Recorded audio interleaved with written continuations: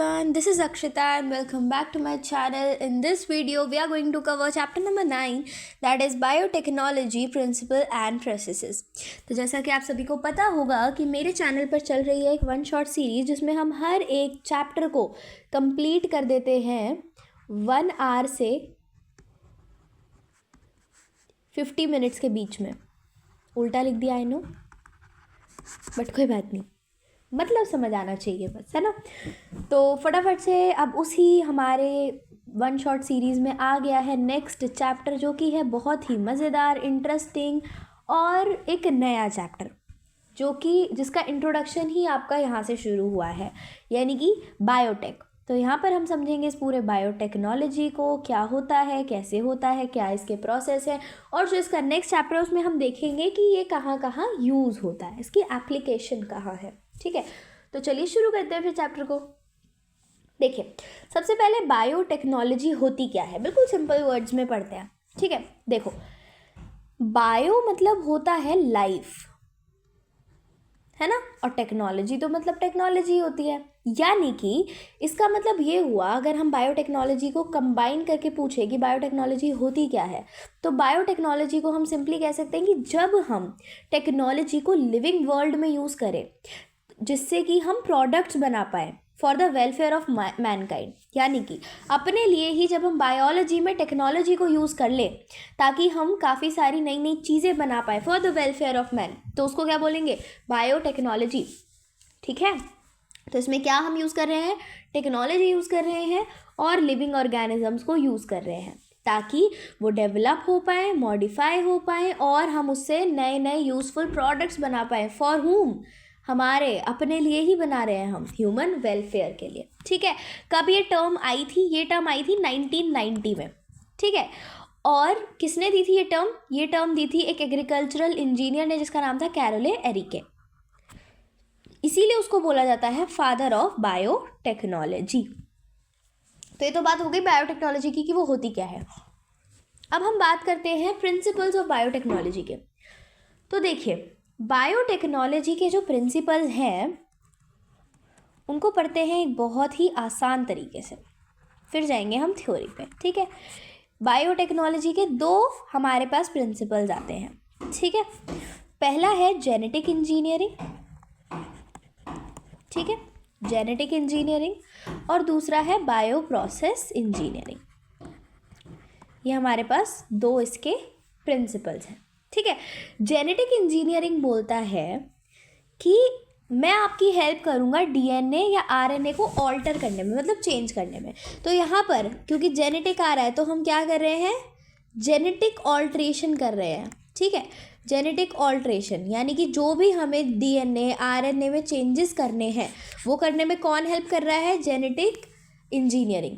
Then bio process engineering क्या बोलता है कि मैं हेल्प करूँगा कि जब आप ये पूरा प्रोसेस कर रहे हो, बायोटेक्नोलॉजी का आप पूरा प्रोसेस कर रहे हो, उस टाइम पर सिर्फ और सिर्फ डिज़ायरेबल प्रोडक्ट्स ही वहाँ पर बने, जितने भी अनडिज़ायरेबल चीज़ें हैं. ठीक है, जैसे कि कोई अनडिज़ायरेबल माइक्रोब आ गया, कोई गंदगी आ गई या कुछ और आ गया, तो मैं उसको वहीं पर ख़त्म कर दूँगा. तो बायो प्रोसेस इंजीनियरिंग का काम होता है मेंटेन करना किसको, स्टेराइल कंडीशंस को. ठीक है, ताकि कोई भी अनवांटेड चीज़ ग्रो ना कर पाए, जो हम चाहते हैं सिर्फ वही ग्रो करे. तो ये हैं 2 प्रिंसिपल किसके, बायोटेक्नोलॉजी के, एक जेनेटिक और एक बायो प्रोसेस. जेनेटिक बोलता है कि आपको जीन्स में, यानी कि किसमें, डीएनए, जेनेटिक इन्फॉर्मेशन यानी कि डीएनए और आरएनए में आपको जो भी चेंजेस करने हैं वो आप मेरी हेल्प से करिए. और बायो प्रोसेस बोलता है कि इस दौरान आपकी स्टेराइल कंडीशंस मैं मेंटेन करके रखूँगा. ठीक है, तो अब ये जो जेनेटिक इंजीनियरिंग है ये तो हमने देख ली, लेकिन इसका फ़ायदा क्या होता है, मतलब ऐसा इसने करा तो इसका कुछ फ़ायदा भी तो होगा, किसी मोटिव से ही तो हम डीएनए और आरएनए में इसकी हेल्प से चेंजेस कर रहे हैं. तो जेनेटिक इंजीनियरिंग की हेल्प से क्या होता है कि जो होस्ट है, ठीक है, जिसके अंदर अब हम ये ऑल्टर्ड डीएनए या आरएनए इंसर्ट कर रहे हैं, वो कैसा, वो हो जाएगा phenotypically modified. Host becomes phenotypically modified. ठीक है, तो आपका जो होस्ट है वो क्या हो जाएगा, फिनोटिपिकली मॉडिफाइड हो जाएगा। यानी कि फिनोटाइप क्या होता है, दो तरह की चीज़ होती है, जीनोटाइप और फिनोटाइप। जीनोटाइप होता है जब आपके जीन में डिफरेंस आते हैं, और फिनोटाइप क्या होता है, जब आपकी फिजिकल अपीयरेंस चेंज हो जाए। तो यानी कि आपकी जो फिजिकल अपीयरेंस चेंज करने में हेल्प करेगा वो कौन करेगी, जेनेटिक इन्फॉर्मेशन। यानी कि अब देखो, अगर मेरी आईज़ का कलर ब्राउन था, ठीक है, और मुझे ब्लू कलर की आईज़ चाहिए, तो मैं जेनेटिक इंजीनियरिंग की हेल्प से क्या करूँगी, मेरे डीएनए का वो वाला सेगमेंट जो कि मेरी आईज़ को ब्राउन कलर दे रहा है उसको ऑल्टर करके मैं इस तरह से सेट कर दूँगी कि वो ब्लू कलर देने लग जाए। ठीक है, जैसे ही मैं जेनेटिक ऑल्ट्रेशन करूँगी क्या होगा, मेरी आईज़ ब्लू कलर की दिखने लग जाएंगी। तो क्या हो गया, मैं होस्ट थी और मेरे अंदर फिनोटिपिक चेंजेस साफ साफ दिखने को मिल गए। I hope I am clear. ठीक है, अब बायो प्रोसेस इंजीनियरिंग का भी कोई फ़ायदा होता होगा, तो इसका फ़ायदा तो यही है क्योंकि ये स्टराइल कंडीशंस मेंटेन करता है, इसीलिए कंटामिनेशन नहीं होती है। ठीक है, तो इसका मेन काम होता है प्रिवेंट करना कंटामिनेशन को। ठीक है, चलिए आगे बढ़ते हैं। तो ये तो हमने पढ़ लिया, एक बार फटाफट से रीड भी कर लेते हैं ताकि एक रिविजन हो जाए। तो पहला प्रिंसिपल क्या है, जेनेटिक इंजीनियरिंग। जेनेटिक इंजीनियरिंग क्या करता है, डीएनए, ठीक है, को क्या करता है, मॉडिफाई करता है। किसके डीएनए को, टारगेट ऑर्गेनिज्म के डीएनए को। ठीक है, जिसकी वजह से उस ऑर्गेनिज्म का फिनोटाइप चेंज हो जाता है। ठीक है, बायो प्रोसेस इंजीनियरिंग का काम क्या होता है, मेंटेनेंस करना स्टेराइल कंडीशन, ताकि लार्ज क्वांटिटीज़ में जो हम ग्रो कर रहे हैं वहाँ पर सिर्फ और सिर्फ डिज़ायर्ड माइक्रोब्स ग्रो करें। ठीक है, और जो अनडिज़ायरेबल चीज़ें हैं वो ग्रो ना करें, जिसकी हेल्प से हम नए मॉडिफाइड बायोटेक्नोलॉजिकल प्रोडक्ट्स बना पाएँ, जैसे कि एंटीबायोटिक्स, एंजाइम्स, वैक्सीन्स एट्सेट्रा। ठीक है, अब बढ़ते हैं आगे। अब हम देखने वाले हैं कौन सी वो टेक्निक्स हैं जो कि जेनेटिक इंजीनियरिंग में इन्वॉल्व होती हैं। ठीक है, यानी कि जो जेनेटिक इंजीनियरिंग की हमने बात की, ये किस तरह से हो रही है हम वो देखेंगे। तो पहले क्या किया जाता है, अब जो मेरे को चाहिए, ठीक है, जैसे मैंने बोला कि मेरे को ब्राउन आइज से मुझे ब्लू आइज़ करनी है। ठीक है, ये मेरा टारगेट है। अब अगर मुझे ब्राउन आइज़ से ब्लू आइज़ करनी है, तो चलो ये ब्राउन आइज़ वाला तो जीन है ही मेरे अंदर, मुझे ब्लू आइज़ वाला भी तो जीन चाहिए होगा, मुझे वो वाला सेगमेंट चाहिए होगा जहाँ पे ब्लू आइज़ होंगी, उसी से तो फिर मैं रिप्लेस कर पाऊँगी। तो अब क्या होगा कि ये जो ब्लू आइज़ वाला सेगमेंट है उसके लिए मेरे को एक ऐसा डोनर ढूंढना पड़ेगा जिसके पास ऑलरेडी ब्लू आइज़ होंगी। जैसे सपोज़ मुझे एक डोनर अब मिल गया जिसके पास ब्लू आइज़ है, तो अब क्या होगा, उस डोनर ऑर्गेनिज्म का मैं वो वाला डीएनए फ्रेगमेंट निकाल लूँगी। ठीक है, वो वाला डीएनए फ्रेगमेंट निकाल लूँगी जो कि किसके लिए कोड कर रहा होगा, जो कि कोड कर रहा होगा ब्लू आइज़ के लिए, और फिर वो मैं अपनी बॉडी में इंसर्ट कर दूँगी। ठीक है, तो वही हुआ। अब क्या हुआ, हमने डोनर ढूंढा जिसके पास ब्लू आइज़ है, उसका वो वाला डीएनए फ्रेगमेंट निकाला, ठीक है, और उसको अपने पास आइसोलेट कर लिया। अब डायरेक्टली तो मैं किसी चीज़ को अपनी बॉडी में इंसर्ट नहीं कर सकती, मेरी बॉडी तो उसको पहले ही मार देगी उसे फॉरेन मटेरियल समझ के, है ना। बॉडी क्या करेगी, एक्सेप्ट ही नहीं करेगी उसे, फॉरेन मटेरियल समझ के क्या कर देगी, बाहर निकाल देगी। तो इस चीज़ से हमें बचना है, इसी वजह से हम क्या करते हैं, हम एक वेक्टर ढूंढते हैं, एक वेक्टर डीएनए ढूंढते हैं जो कि क्या करेगा, जाके हमारे जो जेनेटिक मटेरियल है उसके साथ आराम से मिल जाएगा और फिर इसकी कॉपीज़ को मल्टीप्लाई कर देगा। मतलब जो हमने यहाँ पे डीएनए फ्रेगमेंट लिया है उसको अंदर जाके मल्टीप्लाई करने में भी हेल्प करेगा। ठीक है, तो हम एक वेक्टर ढूंढेंगे और फिर उसके साथ इसको इंसर्ट कर देंगे। जब वेक्टर प्लस वो वाला डीएनए जो कि मेरा डिज़ायर्ड वाला डीएनए था उसको हमने ऐड करा, तो अब हमारे पास एक बढ़िया सी चीज़ बन गई जिसको हम इजीली होस्ट के अंदर डाल सकते हैं। ठीक है, अब हम क्या करेंगे, जिस भी होस्ट के अंदर हमें उसको इंसर्ट करना है उसके अंदर उसको इंसर्ट कर देंगे। एक बार ये इंसर्ट हो गया, फिर ये जो हमने डीएनए, ये जो वेक्टर प्लस डीएनए का कॉम्बिनेशन बनाया था जिसे हम बोलते हैं आरडीएनए की फुल फॉर्म है रिकॉम्बिनेंट डीएनए। ये क्या करेगा, अपने उसी ऑर्गेनिज्म के अंदर अपने आप को क्लोन करने लग जाएगा, अपने आप की कॉपीज़ मल्टीप्लाई करने लग जाएगा और जो हम चाहते थे वो हो जाएगा, है ना। इससे पहले हम पढ़ लेते हैं पूरा बायोटेक्नोलॉजी के स्टेप्स, ताकि एक आइडिया हो जाए कि हम इस पूरे चैप्टर में एक्चुअल में करने क्या वाले हैं। ठीक है, इससे क्या होगा, आपके लिए ईजी हो जाएगा समझना सारी चीज़ों को। ठीक है, तो चलिए फिर देखते हैं क्या क्या होते हैं आपके स्टेप्स। ऑफ बायोटेक्नोलॉजी, कि हमें यही पूरा चैप्टर है कि हम किस तरह से बायोटेक्नोलॉजी में क्या कर रहे हैं। बस एक बार हमने सारी चीज़ें पढ़ ली, पूरा चैप्टर हो जाएगा ख़त्म। ठीक है, तो चलिए फिर स्टेप्स पढ़ लेते हैं अच्छे से। ओके, पहला स्टेप जैसे कि मैंने आपको बताया, जो कि मेरा डिज़ायर्ड डीएनए का फ्रैगमेंट है उसको हम क्या करेंगे, आइसोलेट करेंगे। तो पहला step is isolation of DNA. ठीक है, अब हमने डीएनए का तो आइसोलेशन कर लिया। इसके बाद हमें, क्योंकि डीएनए तो बहुत बड़ा होता है ना, डीएनए तो बहुत बड़ा होता है, तो मेरे को क्या करना पड़ेगा, उस डीएनए के फ्रैगमेंट्स बनाने पड़ेंगे, उसे छोटा छोटा करना पड़ेगा। ठीक है, तो हम क्या करेंगे, डीएनए की फ्रैगमेंटेशन कर लेंगे। जैसा कि हमने मॉलिक्यूलर बेसिस ऑफ इनहेरिटेंस में पढ़ा है कि डीएनए की लेंथ 2.2 मीटर्स होती है। तो क्या करना पड़ेगा, हमें उसको फ्रैगमेंट्स में चेंज करना पड़ेगा ताकि ईजीली हम डीएनए को इकट्ठा कर पाए। तो हमने उसको क्या करा, उसको तोड़ दिया फ्रैगमेंट्स में। वो हम किसकी हेल्प से करते हैं, एंजाइम्स की हेल्प से करते हैं। इसके बाद अब डीएनए के फ्रैगमेंट्स बना दिए, अब हमें उसके जो फ्रैगमेंट्स हैं उनको सेपरेट करना पड़ेगा, है ना, अलग अलग करना पड़ेगा, हैवी वालों को अलग, लाइट वालों को अलग। ठीक है, तो हम क्या करेंगे, अब इन फ्रैगमेंट्स को कर देंगे सेपरेट। ठीक है, और ये जो फ्रैगमेंट्स हम सेपरेट करेंगे वो भी हम एक स्पेशल टेक्निक से करेंगे जिसे हम पढ़ेंगे, उसका नाम है जेल इलेक्ट्रोफोरेसिस। ठीक है, जो कि एक बहुत इम्पॉर्टेंट टेक्निक है आपके सिलेबस के अकॉर्डिंग। ओके, तो इसके बाद हम क्या करेंगे, अब हमने जेल इलेक्ट्रोफोरेसिस करके क्या कर लिया, फ्रैगमेंट्स को सेपरेट कर लिया। इसके बाद हमारा जो नेक्स्ट काम है वो है क्या करना, हाँ, इसके बाद हम लेंगे डिज़ायर्ड डीएनए को। ठीक है, जो कि हमने जेल इलेक्ट्रोफोरेसिस की हेल्प से क्या कर लिया, एक्सट्रैक्ट कर लिया। तो हमने डिज़ायर्ड डीएनए लिया। ठीक है, उसके साथ हम क्या जोड़ देंगे, वेक्टर डीएनए, जैसा कि मैंने अभी आपको पहले बताया। ये थोड़ा सा लैग कर रहा है तो इग्नोर करना। ठीक है, फिर हम क्या करेंगे, इन दोनों को जोड़ के क्या बन गया, जैसे ही हमने इन दोनों को जोड़ा तो हमें मिल गया आरडीएनए, जो कि क्या है, रिकॉम्बिनेंट डीएनए। इस रिकॉम्बिनेंट डीएनए को हम किस में इंसर्ट कर देंगे, होस्ट की सेल में। आपकी होस्ट की सेल थी, ठीक है, उसमें हमने ये रिकॉम्बिनेंट डीएनए क्या कर दिया, इंसर्ट कर दिया। ये आपका आरडीएनए है और ये आपकी होस्ट सेल थी। ठीक है, इस प्रोसेस को जब हम इस रिकॉम्बिनेंट डीएनए को इंसर्ट कर दें, ठीक है, जब हम इस रिकॉम्बिनेंट डीएनए को इंसर्ट कर दें होस्ट सेल में, तो इस प्रोसेस को क्या कहते हैं, इस प्रोसेस को बोलते हैं ट्रांसफॉर्मेशन। ठीक है, तो यहाँ पे हमारा होता है एक और स्टेप कंप्लीट, हमने कर लिया ट्रांसफॉर्मेशन।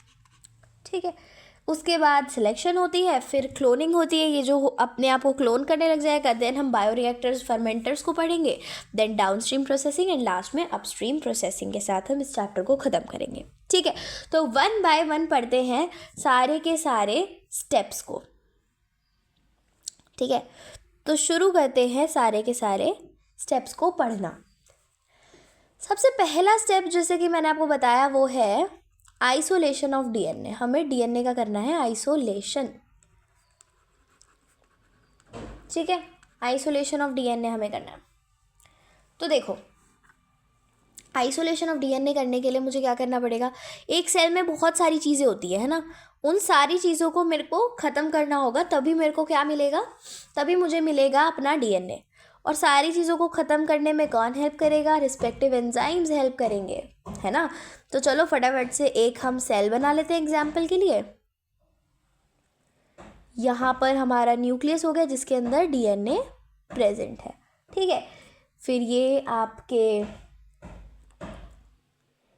आपके प्रोटीन हो गए और ये हो गया आपका आरएनए। ठीक है, तो ये क्या है, ये है आपका डीएनए, ओके, ये है आपका आरएनए और ये हो गए आपके प्रोटीन।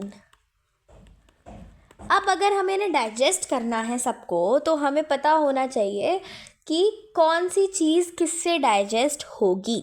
ठीक है, तो सबसे पहली चीज़ हम शुरुआत करते हैं सेल वॉल से, कि अगर मुझे सेल वॉल को हटाना है तो मैं कौन कौन से एंजाइम्स यूज़ करूँगी।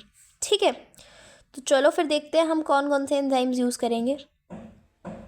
ओके, तो सबसे पहले अगर ये सेल वॉल है बैक्टीरिया की, तो हम कौन सा एंजाइम यूज़ करेंगे? हम यूज़ करेंगे लाइसोजाइम। ठीक है। अगर ये सेल वॉल है फंगी की, तो किससे बनी होती है?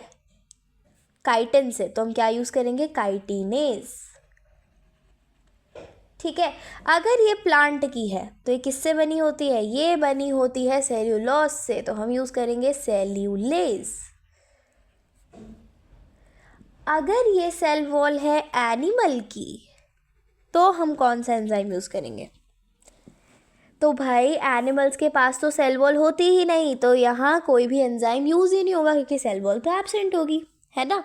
बात करते हैं प्रोटीन की, तो प्रोटीन के लिए हम कौन सा एंजाइम यूज़ करेंगे? प्रोटीएज। आरएनए के लिए हम कौन सा एंजाइम यूज़ करेंगे? आरएनएज। डीएनए के लिए हम कौन सा एंजाइम यूज़ करेंगे? डीएनएज। क्या हम डीएनएज यूज़ करेंगे? तो आंसर है नहीं। डीएनए यूज़ कर दिया तो हमें जो चाहिए था जेनेटिक मटेरियल वही ख़त्म हो गया ना, तो डीएनएज यूज़ नहीं करेंगे in the isolation of DNA, because we are studying isolation of DNA. अगर आइसोलेशन ऑफ डीएनए में हमने डीएनए को ही डाइजेस्ट कर दिया, तो हम फिर निकाल किसको रहे हैं? यहाँ पे आइसोलेशन किसका कर रहे हैं? ठीक है, तो हम यहाँ पर डीएनए को नहीं करेंगे आइसोलेट। ठीक है। एक चीज़ रह गई आपकी, प्लाज्मा मेम्ब्रेन। ठीक है, सेल मेम्ब्रेन जिसको बोलते हैं। तो आपकी जो सेल मेम्ब्रेन है उसको हम किससे डाइजेस्ट करेंगे? क्योंकि लिपिड बाइलेयर की बनी होती है, तो हम सेल मेम्ब्रेन को डाइजेस्ट करेंगे लाइपेज की हेल्प से। ठीक है, ओके। अब यहाँ पे इन सारी चीज़ों को डाइजेस्ट करने के बाद हमारे पास बचेगा बस डीएनए इसके अंदर। ठीक है, तो अब हमें डीएनए को निकालना पड़ेगा, एक्सट्रैक्ट करना पड़ेगा। तो डीएनए को हम एक्सट्रैक्ट करेंगे कैसे? हम इसमें चिल्ड इथेनॉल डाल देंगे। ठीक है, जैसे ही हम इसमें चिल्ड इथेनॉल डालेंगे, क्या होगा? डीएनए के जो स्ट्रैंड्स हैं वो क्या, उनका पीपीटी बन जाएगा, वो प्रेसिपिटेट बन जाएंगे। ठीक है, तो इस तरह से आपका आइसोलेशन का पूरा प्रोसेस होता है ख़त्म। ठीक है, so we are done with the first step. हमने क्या करा है? हमने डीएनए को एक्सट्रैक्ट कर लिया है, डीएनए का पूरा आइसोलेशन हमने कर लिया है। ठीक है, अब हम करेंगे अपने सेकंड स्टेप को। सेकंड स्टेप क्या था हमारा? कि अब हमने डीएनए निकाल तो लिया, अभी हमारे पास पूरा डीएनए है इस टाइम, तो हमने डीएनए तो निकाल लिया। अब हमें इतना बड़ा डीएनए थोड़ी चाहिए, डीएनए तो इतना बड़ा 2.2 मीटर का होता है, हम इतने बड़े डीएनए का क्या करेंगे? तो इसीलिए हम इसी डीएनए स्ट्रैंड की क्या करने लग जाएंगे? फ्रेगमेंटेशन करने लग जाएंगे। किसकी हेल्प से होता है फ्रेगमेंटेशन? हमारी जो फ्रेगमेंटेशन होती है वो होती है with the help of molecular scissor. भाई अगर हमें किसी चीज़ को काटना है तो सीजर तो ज़रूर आएगी, तो यहाँ पर आ गई है हमारे पास मॉलिक्यूलर सीजर, जिनका साइंटिफिक नेम क्या होता है? Restriction enzymes. ठीक है, तो यहाँ पर हम रिस्ट्रिक्शन एंजाइम्स की हेल्प से क्या करेंगे? डीएनए को काटेंगे बैठ के। ठीक है, तो सबसे पहले इस स्टेप को शुरू करने से पहले, भाई ये थोड़ा फैसिनेटिंग सा नाम लग रहा है, पहली बार सुन रहे हैं, तो इन्हीं के बारे में थोड़ा सा पढ़ लेते हैं कि क्या है रिस्ट्रिक्शन एंजाइम। और जब पूरा ये पॉइंट ही इनके इर्द गिर्द घूमने वाला है, तो ऐसे तो इग्नोर करना नहीं बनता। तो सबसे पहले हम इन रिस्ट्रिक्शन एंजाइम की डिस्कवरी के बारे में पढ़ लेते हैं थोड़ा सा। ठीक है, कि किस तरह से ये डिस्कवर हुए थे। तो डिस्कवरी के बारे में देखते हैं। इनको किसने डिस्कवर किया था? इनको डिस्कवर किया था हैमिल्टन एंड स्मिथ ने। ठीक है, हैमिल्टन एंड स्मिथ ने इसको डिस्कवर किया था 1963 में। ठीक है, और इनको क्या आइसोलेट किया गया था? पहला जो रिस्ट्रिक्शन एंजाइम आइसोलेट किया गया था दैट वाज HindII। ये सबसे पहला रिस्ट्रिक्शन एंजाइम था जिसको आइसोलेट किया गया था। ठीक है, किससे एक्सट्रैक्ट किया गया था? ये एक्सट्रैक्ट किया गया था हीमोफिलस इन्फ्लुएंजा। कल ही मैंने वीडियो डाली है एक ह्यूमन हेल्थ एंड डिसीज़ पर, वहाँ पर अगर किसी ने ध्यान दिया हो तो न्यूमोनिया जो कॉज करता है वो 2 बैक्टीरिया कॉज करते हैं, उनमें से एक बैक्टीरिया था हमारे पास हीमोफिलस इन्फ्लुएंजा। तो ये वही वाला बैक्टीरिया है जिससे HindII को भी एक्सट्रैक्ट किया गया है। ठीक है, अब एक बहुत बहुत इंपॉर्टेंट लाइन। ठीक है, क्या लाइन है? कि टोटल 900, ठीक है, 900 रिस्ट्रिक्शन एंजाइम्स आइसोलेट किए जा चुके हैं। ठीक है, और कितने स्ट्रेन से? From over 230 strains. ये एनसीईआरटी की लाइन है और बहुत बहुत इम्पॉर्टेंट भी है। यहाँ पर कितने आपको याद रखना है, कितने रिस्ट्रिक्शन एंजाइम आइसोलेट हो चुके हैं, तो 900 आइसोलेट हो चुके हैं और 230 स्ट्रेन्स से ये आइसोलेट किए जा चुके हैं। ठीक है, अब जब इनकी मॉलिक्यूलर सीजर की डिस्कवरी चल रही थी उस टाइम पर एक चीज़ और डिस्कवर हो गई थी साथ में, है ना। क्या थी वो चीज़, वो भी जान लेते हैं कि क्या चीज़ डिस्कवर करी जा रही थी उस टाइम पर जब मॉलिक्यूलर सीजर की हुई डिस्कवरी बैक्टीरिया की हेल्प से। तो तभी एक चीज़ और देखने को मिली और वो थी डीएनए मिथाइलेज। ठीक है, तो डीएनए मिथाइलेज का क्या काम था वो भी देख लेते हैं। ठीक है, और एक क्वेश्चन और यहाँ पे पूछा जाता है डीएनए मिथाइलेज के साथ साथ कि जो ये रिस्ट्रिक्शन एंजाइम्स हैं इनको रिस्ट्रिक्शन एंजाइम बोला क्यों, वाई रिस्ट्रिक्शन, ये वर्ड रिस्ट्रिक्शन क्यों यूज़ किया गया। तो ये दोनों डाउट आपके अब हमारे नेक्स्ट वाले पार्ट में हो जाएंगे ख़त्म। ठीक है, तो फटाफट से बना लेते हैं एक प्यारा सा सेल। ठीक है, ये हमने बनाया, एक सेल बन गया। ठीक है, और ये हो गया हमारे पास न्यूक्लियस जिसके अंदर है डीएनए। परफेक्ट। चलो अब हुआ क्या, ये है एक बैक्टीरिया की सेल। ठीक है, ये है एक बैक्टीरिया सेल। परफेक्ट। अब इस बैक्टीरिया सेल को इन्फेक्ट करने के लिए आ गया है एक वायरस। ठीक है, कौन सा वायरस है जो बैक्टीरिया को इन्फेक्ट करता है, उसका नाम है बैक्टीरियोफेज। तो बैक्टीरियोफेज आया इसको इन्फेक्ट करने, ये है बैक्टीरियोफेज। कैसे इन्फेक्ट करेगा, ये अपना जेनेटिक मटेरियल, ये जो इसके अंदर जेनेटिक मटेरियल है इसको इसके अंदर ट्रांसमिट कर देगा। ठीक है, अब जैसे ही इसने अपना जेनेटिक मटेरियल इसके अंदर ट्रांसमिट करा, रिस्ट्रिक्शन एंजाइम हो गया एक्टिव। ठीक है, रिस्ट्रिक्शन एंजाइम क्या हो गया, एक्टिव। तो रिस्ट्रिक्शन, जैसे ही ये जेनेटिक मटेरियल अंदर आया फटाफट से क्या हुआ, ये जो रिस्ट्रिक्शन एंजाइम अंदर बैठा था ना छुप के, इसने इसकी ग्रोथ को क्या करना था, रोकना था। तो इसने क्या करा, इसके डीएनए को ही, इसके आरएनए को ही क्या कर दिया, कट कर दिया। ठीक है, इसके जेनेटिक मटेरियल को कट कर दिया, जिससे क्या हुआ, इसका जो रिस्ट्रिक्शन एंजाइम ने क्या करा, इसके जेनेटिक मटेरियल को ही ख़त्म कर दिया, जिसकी वजह से जो इसकी ग्रोथ थी, इस बैक्टीरिया की जो ग्रोथ थी वो क्या हो गई, रिस्ट्रिक्ट हो गई। तो इसी वजह से रिस्ट्रिक्शन एंजाइम को क्या बोला गया, रिस्ट्रिक्शन एंजाइम, क्योंकि ये क्या करता है, रिस्ट्रिक्ट कर देता है, restricts the growth of virus. ठीक है, तो ये तो काम हमने किसका पढ़ा, ये काम पढ़ा हमने बैक्टीरियोफेज ने जब अपना जेनेटिक मटेरियल डाला तो किस तरह से रिस्ट्रिक्शन एंजाइम ने रिस्ट्रिक्ट कर दी ग्रोथ ऑफ बैक्टीरियोफेज। तो यहाँ पे डीएनए मिथाइलेज का काम क्या था, ये जो डीएनए, अब ये क्या है, ये एक बैक्टीरियल सेल है।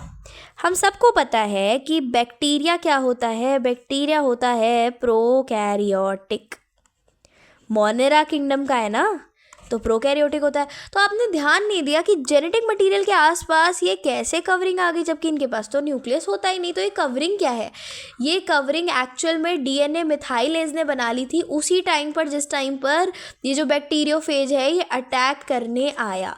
तो रिस्ट्रिक्शन एंजाइम ने ये कन्फर्म किया कि कैसे उसके जीनोम को ये बढ़ने ना दे। वहीं पर डीएनए मिथाइलेज ने फटाफट से डीएनए के आसपास जाकर कवरिंग बना ली, जिससे कि ये जो इसका मटेरियल है, जेनेटिक मटेरियल, ये अंदर एंटर ना कर पाए। ठीक है, तो ये काम होता है डीएनए मिथाइलेज और रिस्ट्रिक्शन एंजाइम का। तो यहाँ पे दो क्वेश्चन क्लियर होते हैं कि डीएनए मिथाइलेज क्या करता है और इसके साथ साथ रिस्ट्रिक्शन एंजाइम का नाम रिस्ट्रिक्शन एंजाइम क्यों है ना। तो चलिए इसी के साथ अब थोड़ा सा और जानते हैं रिस्ट्रिक्शन एंजाइम के बारे में। ठीक है, तो अब हम जानते हैं थोड़ा सा और रिस्ट्रिक्शन एंजाइम के बारे में। देखो, ये जो मॉलिक्यूलर सीजर है ना, इनकी क्लास को बोला जाता है न्यूक्लियेजेस। ठीक है, न्यूक्लियेजेस, ये मान लो कि ये न्यूक्लियेजेस नाम की एक क्लास में रहते हैं। ठीक है, ओके। अब यहाँ पर हमारे पास दो तरह के न्यूक्लियेजेस होते हैं, यानी कि restriction endonuclease and restriction exonuclease. तो वो भी देख लेते हैं क्या डिफरेंस है। ठीक है, रिस्ट्रिक्शन एक्सोन्यूक्लियस और रिस्ट्रिक्शन एंडोन्यूक्लियस, दोनों पढ़ते हैं अच्छे से। देखो, जो रिस्ट्रिक्शन एक्सोन्यूक्लियस होते हैं ये क्या करते हैं, ये ना ऐसे कॉर्नर, जैसे आपका डीएनए है तो इसको ऐसे कॉर्नर पे से कट करते हैं इस तरह से, ठीक है, कॉर्नर पे से बिल्कुल। जो एंडोन्यूक्लियस है ना ये बिल्कुल बीच में से कट करते हैं ऐसे, ठीक है। तो एक्चुअल में हो क्या रहा है कि एक्सोन्यूक्लियस तो टर्मिनल एंड्स को कट कर रहा है, ठीक है। ये किसको कट कर रहा है, कट कर रहा है टर्मिनल एंड्स को। और ये क्या कर रहा है, ये बिल्कुल बीच में से कट कर रहा है। तो ये कौन से बॉन्ड को तोड़ रहा है, ये फॉस्फोडाइस्टर बॉन्ड को सीधा जाके क्या कर देता है, ब्रेक। फॉस्फोडाइस्टर बॉन्ड इसका अटैक होता है और बिल्कुल बीच में से उन्हें तोड़ देता है। तो ये बात हो गई हमारे रिस्ट्रिक्शन एंडोन्यूक्लियस एंड एक्सोन्यूक्लियस की। तो चलिए थोड़ा सा बढ़ते हैं हम आगे। ओके, अच्छा, अब थोड़ा सा थ्योरी भी देख लेते हैं क्या कहती है। तो आरडीएनए यानी कि ये जो रिकॉम्बिनेंट डीएनए टेक्नोलॉजी है ये क्या है। तो ये जो रिकॉम्बिनेंट डीएनए टेक्नोलॉजी है इसी को ही बोल देते हैं हम जेनेटिक इंजीनियरिंग, जो कि हमने स्टार्टिंग में पढ़ी थी। इसमें क्या कर रहे हैं, हम 2 डीएनए मॉलिक्यूल्स को साथ में जोड़ के क्या बना रहे हैं, एक रिकॉम्बिनेंट डीएनए बना रहे हैं। ओके, चलिए कौन कौन से स्टेप्स हैं अभी हमने देखे। सबसे पहला हम क्या करेंगे, डीएनए को आइसोलेट कर लेंगे, जो कि हमने डन कर लिया है, खत्म हो चुका है। देन हम डीएनए फ्रेगमेंटेशन करेंगे रिस्ट्रिक्शन एंडोन्यूक्लियस को यूज़ करके, जिस पे अब हम काम कर रहे हैं। देन लाइगेशन करेंगे, यानी कि जो डिजायर्ड डीएनए है उसको जोड़ेंगे वेक्टर के साथ, ठीक है। लाइगेशन मतलब जोड़ देना। With the help of ligation लिखा है तो हम कौन सा एंजाइम यूज़ करेंगे, डीएनए लाइगेज यूज़ करेंगे, ठीक है। इसके बाद हम ट्रांसफ़र करेंगे इस रिकॉम्बिनेंट डीएनए को होस्ट के अंदर। उसके बाद ये जो ट्रांसफॉर्म्ड सेल्स हो गई हैं, ठीक है, इनको किस में, न्यूट्रिएंट मीडियम में देखेंगे ताकि ये ग्रो करे, और फिर अपने डिजायर्ड प्रोडक्ट को क्या कर लेंगे, एक्सट्रैक्ट कर लेंगे, ठीक है। चलिए आगे देखते हैं। अब हमें क्या क्या चीज़ों की ज़रूरत होती है रिकॉम्बिनेंट डीएनए टेक्नोलॉजी करने के लिए। तो सबसे पहली चीज़ तो ये रिस्ट्रिक्शन एंजाइम जिसे हम पढ़ रहे हैं। अगर हमारे पास रिस्ट्रिक्शन एंजाइम नहीं होगा तो हम कैसे इतने बड़े डीएनए फ्रेगमेंट को तोड़ के छोटे पीसेस में करेंगे, ठीक है। अब रिस्ट्रिक्शन एंजाइम के बारे में लिखा हुआ है, जो कि मैंने अभी आपको बताया था कि ये जो रिस्ट्रिक्शन एंजाइम्स होते हैं ये किससे बिलोंग करते हैं, ये बिलोंग करते हैं एक लार्जर क्लास से जिसे बोलते हैं न्यूक्लियसेस, जो कि 2 तरह के होते हैं, exonuclease and endonuclease. Exonuclease nucleotides को रिमूव करते हैं एंड से, ठीक है, किससे, एंड से रिमूव करते हैं। वहीं पर ये जो एंडोन्यूक्लियस है ये स्पेसिफिक पोजीशन पर डीएनए को कट करते हैं और किसको ये बनाते हैं अपना शिकार, ये फॉस्फोडाइस्टर बॉन्ड को अपना शिकार बनाते हैं। ओके, पहला कौन सा रिस्ट्रिक्शन एंडोन्यूक्लियस था जिसको डिस्कवर किया गया था, वो था आपका हिंद 2, ठीक है।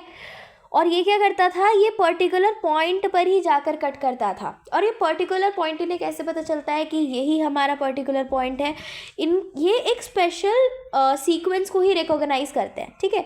उस सीक्वेंस को क्या बोला जाता है, पैलिंड्रोमिक सीक्वेंस, ठीक है, पैलिंड्रोमिक सीक्वेंस इसको बोला जाता है, ठीक है।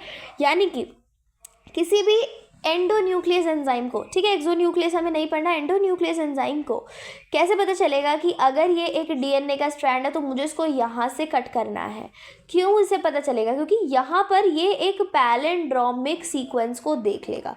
अगर यहाँ पर पैलिंड्रोमिक सीक्वेंस हुआ तो वो यहाँ से आकर कट कर देगा, ठीक है।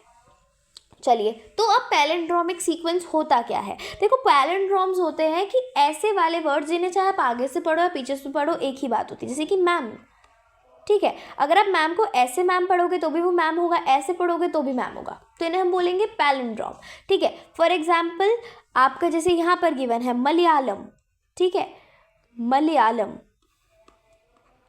अब अगर आप मलयालम को ऐसे मलयालम पढ़ो तो भी मलयालम होगा, ऐसे मलयालम पढ़ो तो भी मलयालम होगा। वहीं पर अगर मैं बात करूँ एक वर्ड बॉय, तो ये एक पैलिंड्रोम नहीं है, क्योंकि यहाँ से तो ये बॉय लग रहा है ऐसे पढ़ते हुए और यहाँ से ये वायोब लग रहा है ना, तो ये एक पैलिंड्रोम नहीं है। तो ऐसे वाले वर्ड जिन्हें चाहे आगे से पढ़ लो चाहे पीछे से पढ़ लो, they have the same pronunciation and the same word, उनको बोलते हैं पैलिंड्रोमिक सीक्वेंस। और ऐसा ही सीक्वेंस जहाँ भी देखने को मिलता है वहाँ से ये जो एंडोन्यूक्लियस है ये कट कर देते हैं डीएनए को। और डीएनए को कट भी कैसे करते हैं, उनका फॉस्फोडाइस्टर बॉन्ड तोड़ करके, ठीक है। चलिए आगे बढ़ते हैं।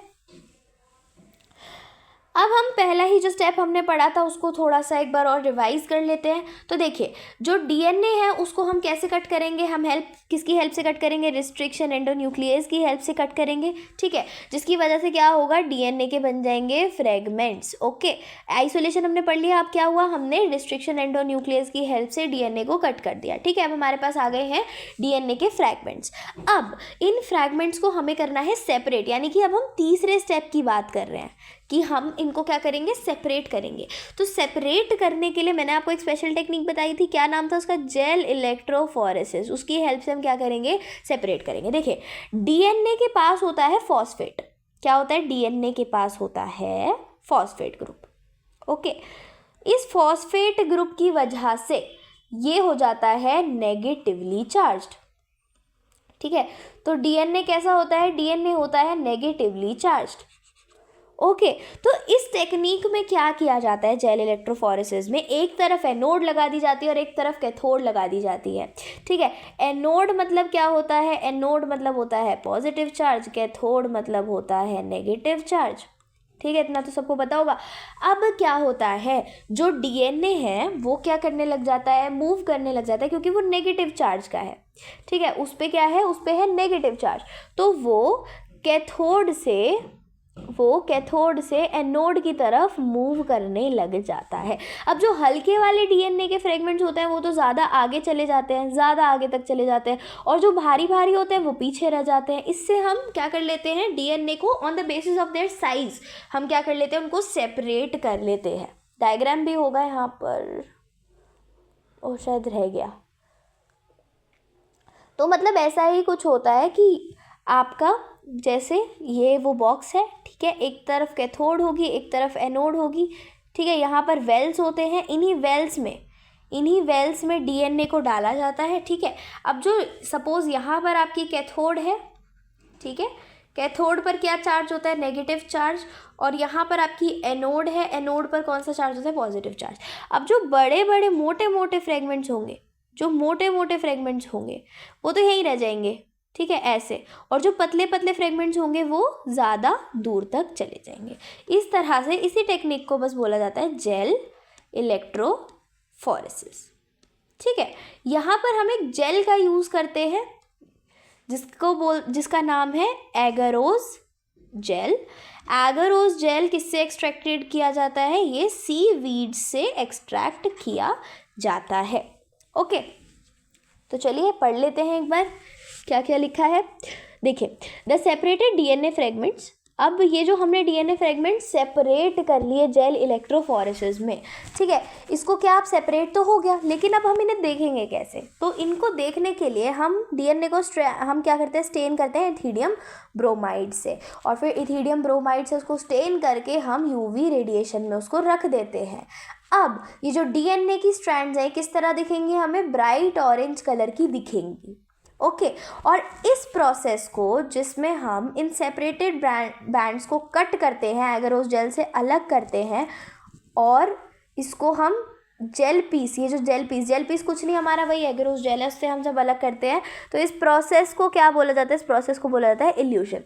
एक चीज़ और रहेगी जो मैंने आपको बताया था कि जब हम आइसोलेशन कर रहे होते हैं डीएनए का, क्या डाल के, हम इथेनॉल डाल के, चिल्ड इथेनॉल डाल के जब हम एक्सट्रैक्शन कर रहे होते हैं तो उस प्रोसेस को बोला जाता है स्पूलिंग। उस प्रोसेस को बोला जाता है स्पूलिंग, ठीक है। चलिए, अब ये जो डीएनए जिन डीएनए फ्रेगमेंट्स को हमने क्या किया, प्योरीफाई किया, अब हम इसको रिकॉम्बिनेंट डीएनए बनाने में हेल्प करेंगे, ठीक है। चलिए आगे बढ़ते हैं। इससे पहले मैं आपको एक चीज़ और बता देती हूँ कि किस तरह से रिस्ट्रिक्शन एंजाइम्स का नाम रखा जाता है। जैसे कि हम इसमें ज़्यादा पढ़ने वाले हैं EcoR1, ठीक है। तो इसका नाम कैसे रखा गया, ये E क्या है, E है इसका जीनस, और ये जीनस क्या है, जीनस है इसका एस्क्रीशिया, ठीक है। ये को क्या है, को है स्पीशीज़, और ये कौन सी स्पीशीज़ है, ये स्पीशीज़ है कोलाई। देन आर मतलब होता है आपका स्ट्रेन।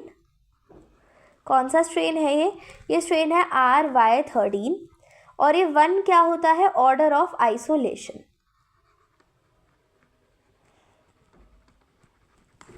ठीक है, अब देखते हैं हम कि डीएनए फ्रेगमेंट्स का हमने सेपरेशन देख लिया। ओके, यहाँ पर मैंने आपको मेन इंपॉर्टेंट चीज़ें बता दी कि किस तरह से वो इल्यूजन क्या होता है, देन आपका एगरोस जेल क्या था, डीएनए फ्रेगमेंट्स किस तरह से मूव कर रहे हैं, और प्रिंसिपल क्या है जेल इलेक्ट्रोफोरेसिस का, कि हम यहाँ पर डीएनए को सेपरेट कर रहे हैं on the basis of its size, है ना।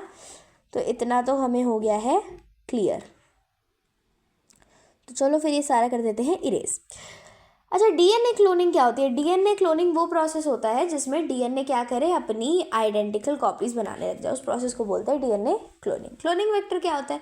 क्लोनिंग वेक्टर वो हमारे यूजफुल टूल्स होते हैं जो कि हमारा डीएनए टेक्नोलॉजी में यूज़ करते हैं, जिससे हम क्या कर सकते हैं, जिसकी हेल्प से हम इंसर्ट कर सकते हैं और उसको रेप्लिकेट कर सकते हैं होस्ट के अंदर। यानी कि वो जो हमने फॉरेन डीएनए यूज़ किया था, अगर हम उस फॉरेन डीएनए को वेक्टर के साथ मिला दे तो हम होस्ट ऑर्गेनिज्म के अंदर उसको इंसर्ट करके रेप्लिका बनवा पाएंगे। ठीक है, तो ये काम होता है वेक्टर का। ओके, तो यानी कि अगर मैं वेक्टर की बात करूँ तो मैं वेक्टर को जीन टैक्सी बोल सकती हूँ, यानी कि इसका काम है मेरे डिज़ायर्ड डीएनए को होस्ट के अंदर लेके जाना कैसे भी, तो इसलिए हम इसको जीन टैक्सी भी बोल सकते हैं। ये एक व्हीकल की तरह काम करती है डिज़ायर्ड डीएनए को हमारे होस्ट डीएनए के साथ मिलाने के लिए। अच्छा, अब जो प्लाज्मिड्स और बैक्टीरियोफेज हैं, यही है कॉमनली यूज्ड वेक्टर्स, यानी कि इन्हीं को मेनली वेक्टर की तरह यूज़ किया जाता है। ऐसा क्यों? क्योंकि इनके पास एबिलिटी होती है रेप्लिकेट करने की, बहुत जल्दी और इंडिपेंडेंटली रेप्लिकेट करते हैं, जिसकी वजह से हम मतलब हमारे ये आइडेंटिकल और आइडियल पोजीशंस पर आ जाते हैं। क्योंकि हमारा काम क्या है? हमारा काम है कि ये फटाफट से क्लोनिंग कर पाएँ। तो अगर ये अच्छे से क्लोनिंग कर रहे हैं तो ये हमारे आइडियल पोजीशन पर आ जाएंगे। बैक्टीरियोफेजेस का जो कॉपी नंबर होता है वो काफ़ी हाई होता है, इसी वजह से बैक्टीरियोफेजेस को भी वेक्टर की तरह बहुत यूज़ किया जाता है, क्योंकि ये बहुत जल्दी अपनी न्यूमरस कॉपीज़ बना लेते हैं बैक्टीरियल सेल के अंदर ही। वायरस है, वायरस तो फटाफट अपनी कॉपी बनाएगा ही, है ना, तो उसको हम मॉडिफाई करके अपने तरीके से यूज़ कर सकते हैं। क्या क्या प्रॉपर्टीज़ होनी चाहिए एक वेक्टर की? हम कैसे कह सकते हैं कि जो वेक्टर है वो एक आइडियल वेक्टर ऐसा होना चाहिए, उसके अंदर ये प्रॉपर्टीज़ होनी चाहिए। तो वही प्रॉपर्टीज़ देख लेते हैं कि क्या क्या होनी चाहिए। पहला, कि ये जो हमारा वेक्टर है ना, इसका साइज़ छोटा होना चाहिए।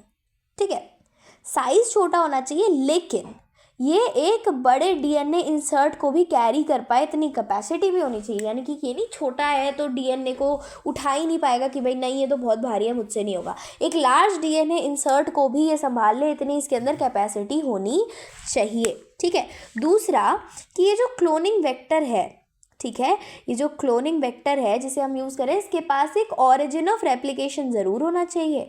ठीक है, क्योंकि ऑरिजिन ऑफ रेप्लिकेशन ही है जो कि क्या करता है, जहाँ पर ये रेप्लिकेट करता है, जिसकी हेल्प से वही ऑरिजिन है जहाँ से रेप्लिकेशन स्टार्ट होती है। तो अगर किसी वेक्टर के पास ऑरिजिन ऑफ रेप्लिकेशन ही नहीं है तो फिर होस्ट ऑर्गेनिज्म के अंदर ये ट्रांसफॉर्मेशन कैसे करेगा? रेप्लिकेट तो कर ही नहीं पाएगा। ठीक है, इसके साथ साथ इसके पास एक रिस्ट्रिक्शन साइट होनी चाहिए, इसके पास सिलेक्टेबल मार्कर्स होने चाहिए, और इसके पास काफ़ी सारी मल्टीपल क्लोनिंग साइट्स भी होनी चाहिए, है ना। आगे बढ़ते हैं। अब हम रिकॉम्बिनेंट्स की किस तरह से आइडेंटिफिकेशन करते हैं। रिकॉम्बिनेंट्स मतलब, देखो रिकॉम्बिनेंट्स मतलब कि हम कैसे पहचान करते हैं कि ये वाला, जैसे एक होस्ट की ये सेल है जिसके अंदर कोई रिकॉम्बिनेशन नहीं है, कोई नो ट्रांसफॉर्मेशन। ठीक है, यहाँ कोई ट्रांसफॉर्मेशन नहीं है। एक ये है और एक ये है जिसके अंदर हमने अपना रिकॉम्बिनेंट डीएनए डाल दिया, तो यहाँ ट्रांसफॉर्मेशन हो चुकी है। अब मैं तो बाहर हूँ, मेरे को क्या पता किसी होस्ट के सेल के अंदर क्या हो रहा है? मुझे कैसे पता चलेगा कि ये नॉन ट्रांसफॉर्म्ड है और ये ट्रांसफॉर्म्ड है? किस तरह से मुझे पता चलेगा? तो वो हम किसकी हेल्प लेते हैं? हम यहाँ पर हेल्प लेते हैं 2-3 चीज़ों की। जैसे सबसे पहला आता है हमारे पास insertional activation, insertional inactivation. Insertional inactivation क्या होता है कि हम ये देखें यहाँ पर अगर हमने कुछ इंसर्ट किया तो क्या दूसरी चीज़ थी वो क्या इनएक्टिवेट हो गई? जैसे ही मैंने कुछ इंसर्ट किया, क्या एक ऐसी चीज़ थी जो इनएक्टिवेट हो गई? तो ये चीज़ हम देखते हैं। और इसे अभी हम डिटेल में देखेंगे। दूसरी चीज़ होती है हमारी ये वाला एग्जाम्पल, जो कि काफ़ी इम्पॉर्टेंट है। ठीक है, इसमें क्या होता है, इसमें हम क्या सिलेक्शन करते हैं, इस सिलेक्शन को हम बोलते हैं ब्लू वाइट सिलेक्शन। ठीक है, इसमें क्या हो रहा है, और ये इंसर्शन इनएक्टिवेशन का ही एक एग्जाम्पल है। इसमें क्या होता है, हम एक लैक जी जीन है जो कि वेक्टर पर प्रेजेंट है। ठीक है, और ये जो लैक जी जीन है ये बनाता है बीटा गैलेक्टोसाइडेज। और ये बीटा गैलेक्टोसाइडेज यानी कि देखो मैं क्या कह रही हूँ, मैं कह रही हूँ एक लैक जी जीन है। ठीक है, ये लैक जी जीन क्या बनाता है, ये एक एंजाइम बनाता है बीटा गैलेक्टोसाइडेज। और जैसे ही ये एंजाइम बनाता है बीटा गैलेक्टोसाइडेज, इस बीटा गैलेक्टोसाइडेज के पास एक क्रोमोजेनिक इफेक्ट होता है, यानी कि ये क्या करता है, ये ब्लू कलर रिलीज करता है। समझ आया? तो क्या होगा, ये क्या बनाएगा, एक ब्लू कलर का प्रोडक्ट बनाएगा। ये एक ब्लू कलर का प्रोडक्ट बनाएगा। अगर लैक्जी जीन इनएक्टिवेट हो जाए किसी और डीएनए फ्रेगमेंट की वजह से, तो क्या होगा, ब्लू कलर आना बंद हो जाएगा और अब जो प्रोडक्ट बनेगा वो वाइट कलर का बनेगा। तो अगर प्रोडक्ट वाइट कलर का बन रहा है तो मैं समझ सकती हूँ कि ट्रांसफॉर्मेशन हो गई है, क्योंकि किसी और के आ जाने से यहाँ पर एक एंजाइम बनना बंद हो गया है। तो किसी के आ जाने से, किसी के इंसर्ट होने से किसी दूसरे का इनएक्टिवेशन हो गया। दिस इज इंसर्शन इनएक्टिवेशन, जिससे मैं पता कर सकती हूँ कि हाँ यहाँ पर रिकॉम्बिनेंट बन चुका है। हुआ क्या, एक बार और थोड़ा डिटेल में समझते हैं, अगर किसी को भी यहाँ पर कंफ्यूजन हुई हो कि एक्चुअल में हुआ क्या था। देखिए हुआ क्या है यहाँ पर, समझते हैं बिल्कुल आराम से। देखो मैंने इस बात को बोला इंसर्शनल इनएक्टिवेशन, नाम से समझिए कहना क्या चाह रहा है। देखिए इंसर्शनल, किसी के इंसर्ट होने की वजह से, लिख भी देती हूँ, किसी के इंसर्ट होने की वजह से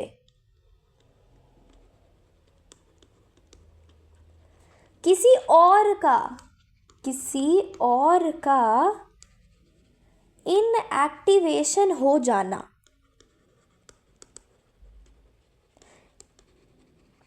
इसी को बोलते हैं इंसर्शनल इनएक्टिवेशन। समझते हैं, मैंने एग्जाम्पल लिया, सपोज ये एक सेल है। ठीक है, ये एक सेल है। ठीक है, इसके अंदर क्या है, एक न्यूक्लियस है।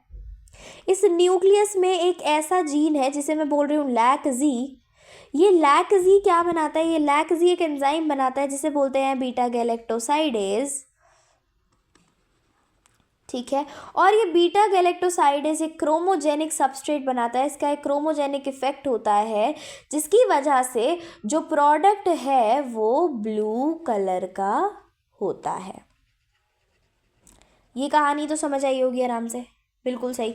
अब देखो मैंने क्या करा, मैंने यहाँ पर इंसर्ट कर दिया इनके डीएनए में एक रिकॉम्बिनेंट डीएनए, यानी कि मैंने क्या कर दिया यहाँ पर मैं एक बाहर से लाई एक डिज़ायर्ड डीएनए, उसको मैंने वेक्टर के साथ लिया और इंसर्ट कर दिया इस सेल के अंदर। अब जैसे ही मैंने एक फॉरेन डीएनए, जो मेरा डिज़ायर्ड डीएनए था, उसको इंसर्ट करा इस सेल के अंदर, क्या हुआ, ये जो लैक्जी था ना, ये जो लैक्जी था, लैक्जी हो गया इनएक्टिवेट। लैक्जी ने बोला कि अब भाई ये बाहर से आ गया है, मैं तो गुस्सा हो गया हूँ और अब मैं अपना काम नहीं करूँगा, क्योंकि बाहर से कैसे आगे कोई हमें रूल कर सकता है, गुस्सा हो गया। ठीक है, ऐसे मुंह फुला के बैठ गया ये। तो अगर ये इनएक्टिवेट हो गया तो ये जो बीटा गैलेक्टोसाइडेज था ये बनेगा ही नहीं। अगर जीन ही गुस्सा हो गया कि नहीं मैं तो अपना काम करूँगा ही नहीं, तो ये जो काम कर रहा था वो तो होगा ही नहीं, बीटा गैलेक्टोसाइडेज बनना बंद हो गया। अब अगर बीटा गैलेक्टोसाइडेज बनना बंद हो गया तो ये जो क्रोमोजेनिक इफेक्ट था ये भी ख़त्म, नो क्रोमोजेनिक इफेक्ट। तो अगर क्रोमोजेनिक इफेक्ट ही नहीं है तो प्रोडक्ट किस कलर के बन के आने लग जाएंगे, प्रोडक्ट आपके वाइट कलर के बनने लग जाएंगे।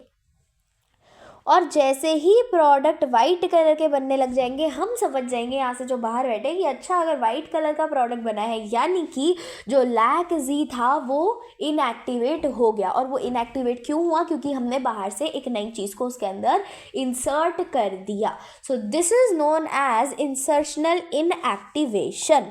आई होप अब ये पूरा एग्जाम्पल आया होगा आराम से सबको समझ में।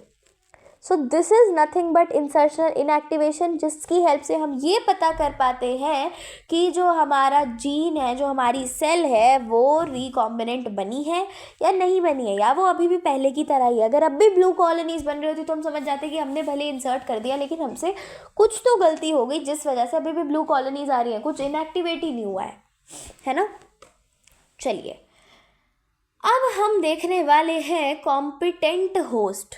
ठीक है, कॉम्पिटेंट होस्ट क्या होता है? देखो, जब हम किसी फॉरेन चीज़ को, ठीक है, किसी ऐसी चीज़ को जिसे हमारी सेल जानती भी नहीं है, उसको इंसर्ट करने लग जाए, है ना, उसको इंसर्ट करने लग जाए एक हमारी सेल के अंदर, तो क्या होगा? क्या एकदम से होस्ट एक्सेप्ट कर लेगा कि आ जाओ आ जाओ, मैं तो आप ही का वेट कर रहा था? नहीं, होस्ट नहीं करेगा। तो हम क्या करते हैं, उस होस्ट को कॉम्पिटेंट बनाते हैं, उसको उसकी ऐसी हालत कर देते हैं कि वो बेचारा रो पीट के बोल देगा कि चलो ठीक है दे ही दो। हम उसको बिल्कुल ऐसे रुलाने वाली हालत उसकी कर देते हैं। तो अब हम वही देखने वाले हैं कि हम किस तरह से इसकी रुलाने वाली हालत कर देते हैं। ठीक है, चलो देखते हैं फिर अपना पूरा प्रोसेस कि होता क्या है। आ जाते हैं खाली स्लाइड पर। चलिए, ओके, तो सबसे पहला स्टेप जो होता है ट्रांसफॉर्मेशन का, जो हम देखने वाले हैं, वो है कॉम्पिटेंसी।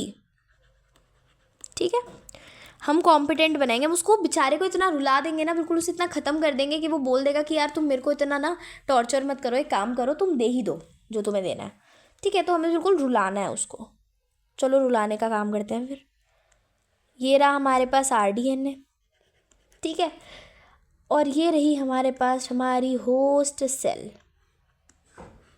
ठीक है, थोड़ी गंदी सी है, इग्नोर। और ये इसका जेनेटिक मटेरियल। अब मुझे इस RDNA को ना इसके जेनेटिक मटेरियल के साथ ऐड करना है, यही तो मेरा काम है।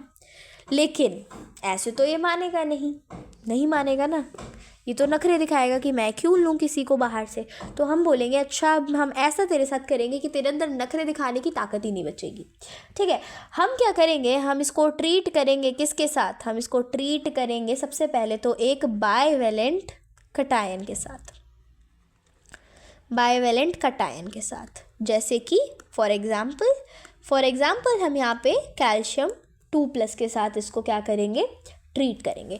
जब हम इसके साथ इसको ट्रीट करेंगे तो क्या होगा ना, इसके अंदर पोर्स बढ़ जाएंगे, इसके अंदर छेद से हो जाएंगे। ठीक है, नंबर ऑफ पोर्स क्या हो जाएंगे, इंक्रीज हो जाएंगे मेम्ब्रेन के अंदर।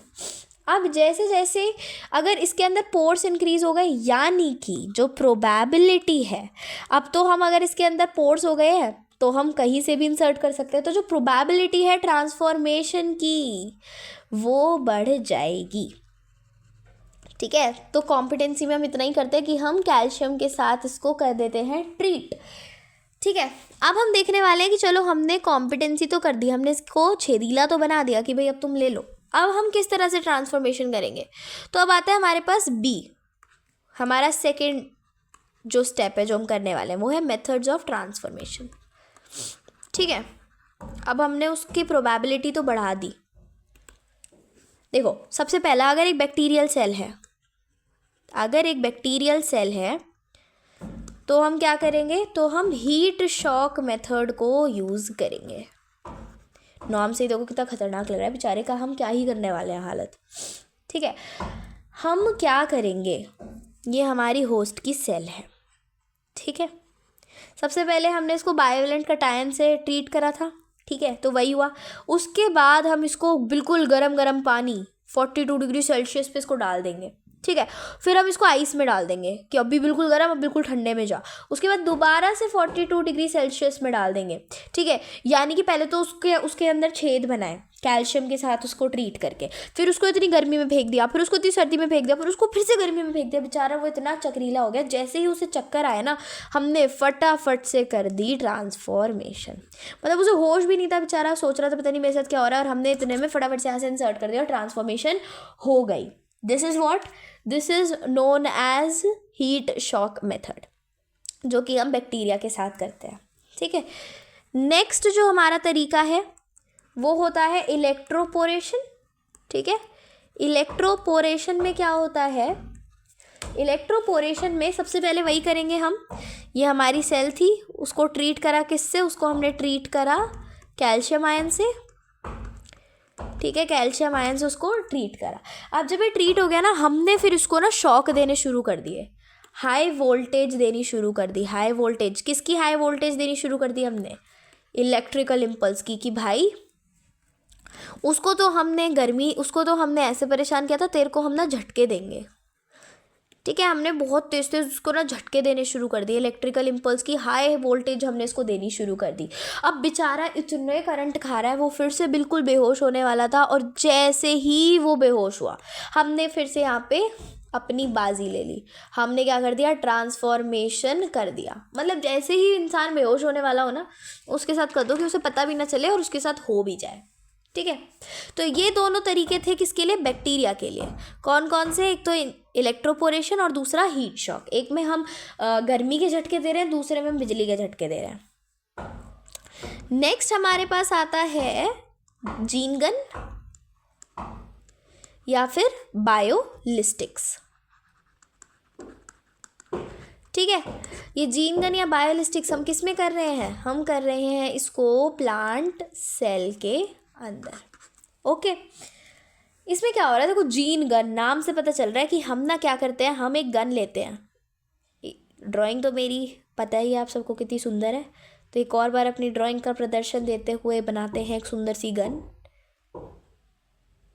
ठीक है, ये गन हो गई और इसके अंदर गोलियां आ गई। क्या है ये बुलेट है। और ये बुलेट आपको पता है किससे बनी है? या तो गोल्ड से या फिर टंगस्टन से। ऐसा क्यों? गोल्ड या टंगस्टन से क्यों बनाया? क्योंकि ये लीस्ट रिएक्टिव होते हैं, तो सिर्फ अपना काम करेंगी जाके, कोई रिएक्शन नहीं करेगी, कुछ और नहीं कर देगी। ठीक है, अब इनके ऊपर हम किसकी कोटिंग कर देंगे? इनके ऊपर हम अपने जो हमने डीएनए भेजना है ना इनके अंदर, उसकी कोटिंग कर देंगे। और यहाँ पर ये सेल थी, इसके अंदर धूम से करके हम इसको भेज देंगे। So this is your gene gun, जो कि हम प्लांट सेल के साथ करते हैं। फिर लास्ट में आता है हमारे पास माइक्रो इंजेक्शन। नाम से पता चल रहा है कि अब सीधा हम इंजेक्ट करेंगे। ठीक है, और ये किस में होता है? ये होता है आपके एनिमल्स की सेल में। ठीक है, डायरेक्टली इंजेक्ट हो जाएगा आपका आरडीएनए इनटू होस्ट सेल। तो ये था हमारा क्या? ये था हमारा पूरा ट्रांसफॉर्मेशन की टेक्निक। तो अब हम कहाँ तक पहुँच गए? हमने आइसोलेशन भी कर लिया डीएनए का, फिर फ्रैगमेंट्स भी बना लिए हैं, उसके फ्रैगमेंट्स को सेपरेट भी कर लिया है, उसके बाद हमने ट्रांसफॉर्मेशन भी कर लिया है कंप्लीट। ठीक है, ट्रांसफॉर्मेशन के बाद मैंने आपको बताया था कि जो नेक्स्ट स्टेप होगा ना, वो होगा सिलेक्शन। 6th स्टेप पे आ गए हैं हम। या तो सिलेक्शन कह लीजिए या स्क्रीनिंग कह लीजिए। ठीक है, तो अब हमें सिलेक्शन या फिर स्क्रीनिंग पे ध्यान देना है। अच्छा, देखिए होता क्या है, हम एग्जाम्पल ले लेते हैं किसका? PBR 322 का। ये सुनते ही तो बहुत एकदम से कान खड़े हो गए होंगे ना कि हाँ, ये तो एक बहुत ही गंदा सा डायग्राम है हमारी बुक में, जो कि हमें आज तक समझ नहीं आया कि पता नहीं क्यों बनाया है। समझ ही नहीं आता तक गंदा डायग्राम बनाते हैं लोग। उसी की बात करते हैं। आई एम श्योर कि NCERT से तो गंदा ही बनाऊंगी मैं, बट कोई बात नहीं, फील आनी चाहिए अपनेपन की, है ना। तो देखिए PBR 322। ओके, चलो तो बना देते हैं, बिल्कुल काम चलाओ। देखो, ये तो होगा इसका BAM H1 वाली साइड, इधर होगी इसकी SAL H1 बोल रही थी मैं। देन इधर होगी इसकी PVU सेकेंड। ठीक है, इधर होगा ओराई ओरिजिन ऑफ रेप्लिकेशन। देन यहाँ पर होगा PVU1, यहाँ पर होगा PST1, यहाँ पर होगा CLA1। ओके, देन यहाँ पर हो जाएगा कोराई 1 और यहाँ पर हो जाएगा आपका हिंद 3। ठीक है, यहाँ पर एम्प्लिसिलिन रेजिस्टेंस हो जाएगी एंड यहाँ पर टेट्रासाइक्लिन रेजिस्टेंस जीन हो जाएगी। ठीक है, अब देखो मैंने क्या करा, ये अपना डिज़ायर्ड डीएनए लिया। अरे क्यों नहीं बन रहा? बन जाओ, रुको थोड़ा सा आगे बना देते हैं। आई ये तो सारा हट गया। अरे रे रे रे रे रे रे रे,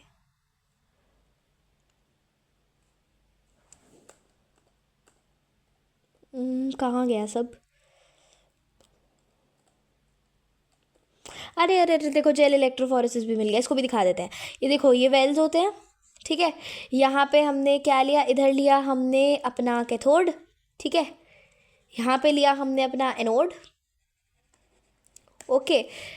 तो जो डीएनए है वो पॉजिटिव से, वो नेगेटिव से पॉजिटिव की तरफ जाएगा। ये देखो, जो पतले पतले से स्ट्रैंड्स थे वो आगे आ गए और जो मोटे मोटे स्ट्रैंड्स थे वो पीछे रह गए, लार्जेस्ट और ये हो गए स्मॉलेस्ट। ये था आपका जेल इलेक्ट्रोफोरेसिस। हमारी स्लाइड गायब हो गई है, पता नहीं कहाँ चली गई, दोबारा बनानी पड़ेगी। तो चलो अब इतना नहीं समझाते, अभी हम इतना देख लेते हैं कि देखो ये था हमारा डिज़ायर्ड डीएनए, ठीक है। इधर हमने यूज़ किया SMA1। अब देखो SMA1 मैंने अभी जैसे कि बनाया था पीछे, तो इतना तो आपको पता चल गया कि इस वाले जो हमने PBr322 बनाया था इसमें SMA1 की साइड तो कहीं भी नहीं थी। तो अगर SMA1 था ही नहीं तो क्या कुछ होगा, क्या ट्रांसफॉर्मेशन होगा?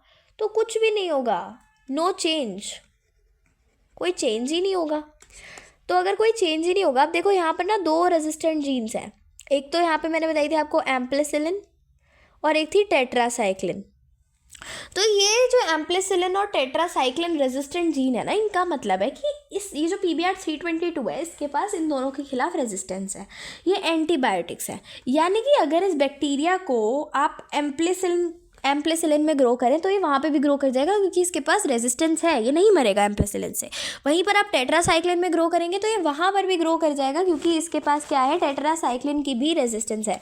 तो क्योंकि यहाँ पर कोई चेंज ही नहीं हुआ जब हमने SMA1 की हेल्प से ट्रांसफॉर्मेशन की, क्योंकि ट्रांसफॉर्मेशन ही नहीं हुई तो चेंज क्या होगा।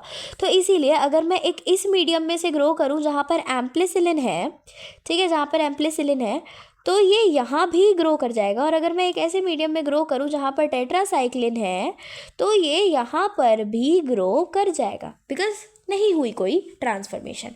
अब अगर मैं यहाँ पर कोई एक ऐसा, अगर मैं यहाँ पर EcoR1 वाला रिलीज, अगर मैं यहाँ पर EcoR1 की हेल्प से यहाँ पर इसको इंसर्ट करती तो क्या होता, EcoR1 तो है, और EcoR1 कौन सी वाली के साइड है, EcoR1 आपका टेट्रासाइक्लिन के साइड है। तो ये टेट्रासाइक्लिन को इनएक्टिवेट कर देगा, यानी कि फिर ये टेट्रासाइक्लिन में ग्रो नहीं करेगा और एम्प्लिसिलिन में ग्रो करेगा। यानी कि वही इंसर्शनल इनएक्टिवेशन वाला, किसी और के आने की वजह से किसी और का इनएक्टिवेशन हो जाना, that is what known as selection. Okay, चलो 7th स्टेप शुरू करते हैं। 7th स्टेप है हमारा बायोरिएक्टर्स या फिर फर्मेंटर्स।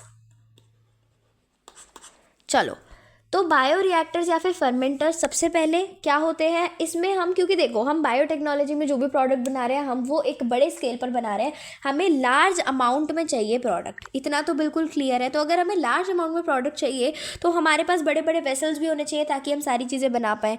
तो ये जो बायोरिएक्टर्स होते हैं ये 100 से 1000 लीटर तक की इनकी कैपेसिटी होती है, ठीक है।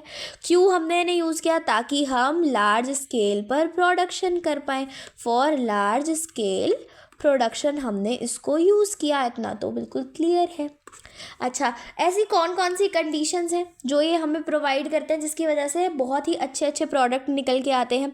तो कंडीशंस देख लेते हैं। पहली कंडीशन ये कि ये स्टेराइल कंडीशन देते हैं हमें, ठीक है, यानी कि कोई अनडिज़ायर्ड वहाँ पर कोई भी चीज़ ग्रो नहीं करेगी। दूसरी चीज़, एक इनलेट पोर्ट होता है, ठीक है, जिससे हम आराम से अपना सामान डाल सके। एक आउटलेट पोर्ट होता है जिससे हम चीज़ें निकाल सके। देन ये हमें एक ऑप्टिमम टेम्परेचर, ठीक है, ऑप्टिमम टेम्परेचर प्रोवाइड करता है, ठीक है, ऑप्टिमम pH प्रोवाइड करता है, ठीक है। उसके बाद न्यूट्रिशन देता है, अच्छे से ऑप्टिमम न्यूट्रिशन देता है, ठीक है। इसके पास एयरेटर्स होते हैं जिसकी वजह से अच्छे से ऑक्सीजन मिलती रहती है। एंटी फोम एजेंट्स होते हैं जिससे कि ऑक्सीजन का ब्लॉकेज ना हो जाए, ठीक है। कूलेंट्स भी यहाँ पर प्रोवाइडेड होते हैं। तो ये सब काम करते हैं हमारे बायोरिएक्टर्स या फिर फर्मेंटर्स, और इससे हमारी बहुत ही लार्ज स्केल पर अच्छे अच्छे प्रोडक्ट्स भी बन जाते हैं। तो ये सब हमने पढ़ लिया है, आगे बढ़ते हैं आगे बढ़ते हैं। हाँ जी, तो अब हम देख लेते हैं एक बार amplification of gene of interest using PCR. अब देखो होता क्या है कि हमें ना जो हमारा सामान है वो बहुत ज़्यादा क्वांटिटी में चाहिए। अब अगर हमने अपना आरडीएनए बना लिया तो हम एक ही होस्ट में डालें, उससे बढ़िया कि हम अपने आरडीएनए की कॉपीज़ बढ़ा लें, या फिर आरडीएनए की नहीं, सपोज़ हमने होस्ट में डाल दिया उस आरडीएनए को और अब हमें बहुत ज़्यादा कॉपीज़ चाहिए कम टाइम में। तो बहुत ज़्यादा कॉपीज़ कम टाइम में अगर हमें चाहिए तो हम एक टेक्निक का यूज़ करते हैं जिसको बोलते हैं पीसीआर। ठीक है, क्या यूज़ करते हैं हम? पीसीआर। तो पीसीआर क्या करता है? हमारी हेल्प करता है बहुत सारी कॉपीज़ बनाने में। क्या फुल फॉर्म है इसकी फुल फॉर्म है पॉलीमरेज चेन रिएक्शन। किसने डिस्कवर किया था इसको? कैरी म्यूलिस ने डिस्कवर किया था। ये कौन से प्रिंसिपल पे काम करती है? ये प्रिंसिपल जिस प्रिंसिपल पे काम करती है वो यहीं पर लिखा हुआ है, amplification of gene of interest. यानी कि जो जीन ऑफ इंटरेस्ट है उसकी बस हमें बहुत सारी मल्टीपल कॉपीज़ बनानी है, इसी प्रिंसिपल पर ये काम करती है। ठीक है, तो फटाफट से देख लेते हैं किसको। अब हम देखेंगे पीसीआर को। क्या होती है पीसीआर? Polymerase chain reaction. यहाँ पे क्या कर रहे हैं? मल्टीपल कॉपीज़ बना रहे हैं। किसकी कॉपीज़ बना रहे हैं? हम जीन ऑफ इंटरेस्ट की कॉपीज़ बना रहे हैं। और कहाँ बना रहे हैं? इन विट्रो बना रहे हैं। किसकी हेल्प से? डीएनए पॉलीमरेज की हेल्प से और प्राइमर्स की हेल्प से। ठीक है, अब इसमें हमें करना क्या है वो भी देख लेते हैं फटाफट से। देखो लिखा है कि ये जो रेप्लिकेशन ऑफ डीएनए का प्रोसेस है इसको काफ़ी टाइम रिपीट किया जाता है। ठीक है, और यहाँ हम इसी की हेल्प से बिलियन टाइम्स क्या बना लेते हैं? डीएनए। ठीक है, एम्प्लीफिकेशन की हेल्प से। इसके बाद इसकी हम ये जो एम्प्लीफिकेशन होती है वो हम एक थर्मोस्टेबल डीएनए पॉलीमरेज की हेल्प से कर सकते हैं जिसका नाम है टैग पॉलीमरेज। ऐसा क्यों? टैग पॉलीमरेज को ही हम क्यों यूज़ कर रहे हैं? जिसका ये हमने किससे आइसोलेट किया था? थर्मस एक्वेटिकस से। और हम टैग पॉलीमरेज क्यों यूज़ कर रहे हैं? क्योंकि ये विदस्टैंड कर सकते हैं बहुत हाई टेम्परेचर्स पर।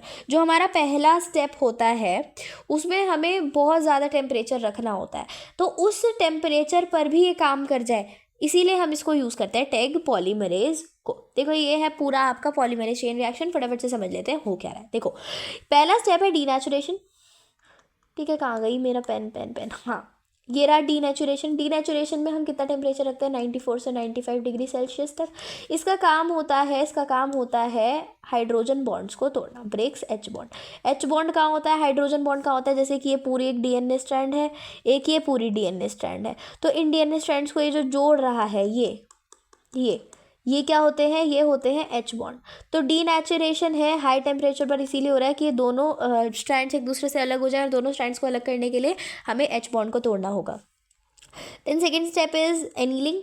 ठीक है, एनीलिंग कितने टेम्परेचर पर होता है? 50 से 56 डिग्री सेल्सियस पर ये होता है। इसमें हम प्राइमर्स को ऐड करते हैं। ये प्राइमर्स ही क्या करते हैं? फटाफट से आगे मतलब बड़े बड़े पूरे कॉपी बना लेते हैं और नए डीएनए स्ट्रैंड्स बना लेते हैं।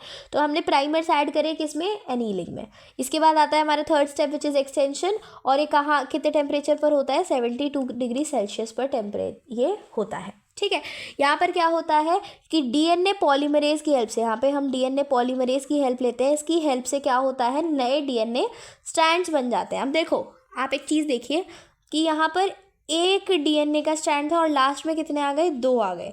ठीक है, तो अगर हमें बोला जाए कि बताइए कि कितनी डीएनए की कॉपीज़ बनी, तो हम कैसे निकालेंगे? हम यूज़ करेंगे एक फॉर्मूला जो कि है 2 की पावर n।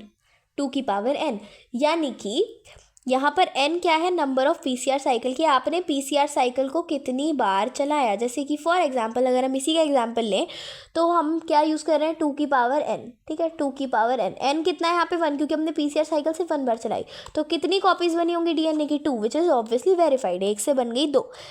ठीक है, अगर हम इसी साइकिल को 2 बार चलाते तो 2 की power 2 which is 2 into 2 which is 4, तो हमारे पास 4 डीएनए कॉपीज़ आ जाती। डायरेक्ट क्वेश्चन पूछा जाता है, सो इट इज़ इम्पॉर्टेंट।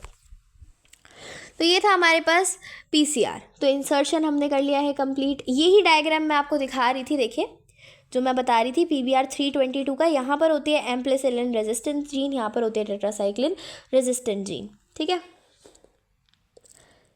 ये देखिए, ये हैं आपके बायो रिएक्टर्स जो कि दो तरह के होते हैं। एक है ये simple stirred tank bio reactor और एक स्पार्ज्ड है। ये ज़्यादा सरफेस एरिया प्रोवाइड करता है जिसकी वजह से ऑक्सीजन वगैरह भी ज़्यादा मिलती है। बबल्स क्या करते हैं, बबल्स क्या कर रहे हैं, यहाँ पर देखो ये जो बबल्स दिख रहे हैं, यहाँ पे आपको बबल्स नहीं दिख रहे लेकिन यहाँ पे हैं, और इनका काम क्या है, ये ऑक्सीजन का सरफेस एरिया क्या करते हैं, इंक्रीज कर देते हैं। अच्छा, अब हम आ गए हैं डाउनस्ट्रीम प्रोसेसिंग पे। तो डाउनस्ट्रीम प्रोसेसिंग में क्या होता है, हम क्या कर रहे होते हैं, सेपरेशन कर रहे होते हैं और प्योरिफिकेशन कर रहे होते हैं। वो वाले प्रोसेस जिसमें हम सेपरेट कर रहे हों और प्योरीफाई कर रहे हों उसे बोलते हैं डाउनस्ट्रीम प्रोसेसेस। और डाउनस्ट्रीम प्रोसेसेस का सबसे पहला काम ये होता है कि हमें कंट्रोल टेस्टिंग करनी है कि अच्छे से जितनी भी चीज़ें हमने बनाई हैं उनको मार्केट में देने से पहले हमें ये चीज़ें देखनी होती हैं कि क्या हमारी सारी की सारी चीज़ें बिल्कुल वेल टेस्टेड हैं, अच्छे से हैं, कोई नुकसान तो नहीं देंगी और प्रॉपरली डिज़ाइंड है या नहीं। वही सारी चीज़ें आ जाती है हमारी डाउनस्ट्रीम प्रोसेसिंग के अंदर। और इससे पहले जो मैंने अपस्ट्रीम प्रोसेसिंग बताई थी वो आपके पीसीआर में ही होती है, ठीक है। पीसीआर ही क्या होती है, अपस्ट्रीम प्रोसेसिंग। अपस्ट्रीम प्रोसेसिंग का मतलब क्या होता है, अपस्ट्रीम प्रोसेसिंग का मतलब होता है एक्सप्रेशन, कि जो प्रोडक्ट है उसका एक्सप्रेशन हो जाए, प्रोडक्ट एक अच्छे स्केल पर बन जाए, ठीक है। और वो हमने किसकी हेल्प से किया था, वो हमने पीसीआर की हेल्प से किया था। तो PCR comes under upstream processing. Then downstream में हम क्या कर रहे हैं, सारे टेस्ट वगैरह कर रहे हैं कि हर चीज़ अच्छे से हुई है नहीं हुई है, क्रोमेटोग्राफी वगैरह करते हैं और सेंट्रीफ्यूगेशन करके प्रॉपर प्योरीफाई करके प्रोडक्ट को मार्केट में दे देते हैं। अब हमारा पूरा प्रोडक्ट हो गया है तैयार with the help of bio technology. तो जैसे कि मैंने आपको चैप्टर की स्टार्टिंग में बताया था कि ये जितने भी स्टेप्स मैं आपको बता रही हूँ, जैसे ही हम इस सारे स्टेप्स को डिटेल में 1 बाय 1 पढ़ लेंगे हमारा चैप्टर हो जाएगा ख़त्म। उसी की तरह बिल्कुल हमारा चैप्टर ख़त्म हुआ है। Downstream processing was the last topic and I hope आपको ईजिली सारी चीज़ें समझ आई होंगी। नया चैप्टर है, नया बिल्कुल कॉन्सेप्ट है, लेकिन ईजी है, इंटरेस्टिंग है। अगर अच्छे से सुनेंगे तो बिल्कुल अच्छे से समझ आएगा। एक बार अच्छे से पढ़ लिया तो याद करने की भी ज़रूरत नहीं पड़ेगी। तो आई होप ईजिली आपको सारी चीज़ें समझ आई होंगी, इंटरेस्टिंग चैप्टर लगा होगा। अगर वीडियो पसंद आई हो तो वीडियो को लाइक ज़रूर करें, चैनल को सब्सक्राइब करें, वीडियो को अपने फ्रेंड्स के साथ शेयर करें। नेक्स्ट कौन सी चाहिए वो कमेंट्स में बताएं एंड